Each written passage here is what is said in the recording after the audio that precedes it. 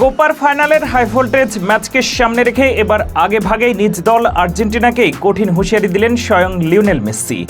Copa আমেরিকার ফাইনালে favourite কোন দল, কলম্বিয়া নাকি আর্জেন্টিনা? স্বাভাবিকভাবেই বেশিরভাগ উত্তরই আসবে আর্জেন্টিনার পক্ষে।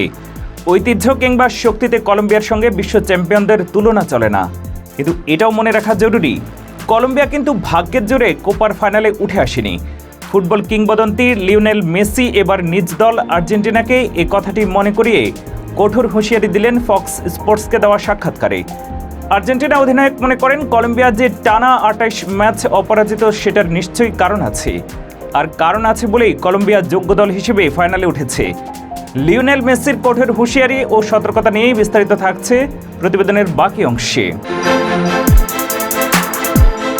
2022 সালে বিশ্বকাপ বাছাইয়ে আর্জেন্টিনার কাছে 1-0 গোলে হেরেছিল কলম্বিয়া। এরপর আর তাদের কেউ হারাতে পারেনি। সাবেক কোচ রোনালদো রুয়েদার অধীনে 3 ম্যাচ অপরাজিত থাকার পর বর্তমান আর্জেন্টাইন কোচ নেস্টর লরেঞ্জার অধীনে 25 ম্যাচ অপরাজিত কলম্বিয়া। কোপার ফাইনালে এমন প্রতিপক্ষকে সমীহ না করে উপায় আছে? মেসিও ঠিকই বুঝেছেন। ফাইনাল ম্যাচ শুরুর আগেই নিজের দলকে এক প্রকার হুঁশিয়ারি দিয়ে রাখলেন। তিনি বলেন, কলম্বিয়ার এই দলটা অনেক ভালো, দারুণ কিছু খেলোয়াড় আছে, আক্রমণেও দ্রুতগামী ও বৈচিত্র্যময় খেলোয়াড় আছে, তাই আমাদের অনেক বেশি সতর্ক থাকতে হবে, আরো বেশি প্রস্তুতি নিয়েই মাঠে নামতে হবে। তারা সহজ কোনো দল নয়, এটা মাথায় রাখতে হবে। মায়ামিতে গতকাল স্থানীয় সময় দুপুরে আর্জেন্টিনার টিম হোটেলে এই সাক্ষাৎকার দেন মেসি, যেখানে আর্জেন্টিনার ফাইনাল প্রস্তুতি নিয়ে এই কিংবদন্তি বলেছেন, ফাইনাল ম্যাচ সবসময় একটু অন্যরকম হয়, কিন্তু আমরা পুরো টুর্নামেন্টের মতো ফাইনালের আগেও ভালো বোধ করছি। ম্যাচটা কেমন হবে সেটা নিয়েই আমরা ভাবছি। প্রসঙ্গত 2022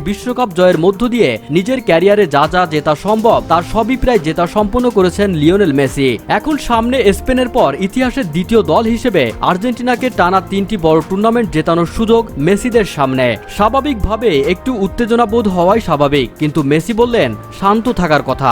সত্যি হলো, আমি শান্তই আছি এবং ফাইনাল ম্যাচটির অপেক্ষায় আছি।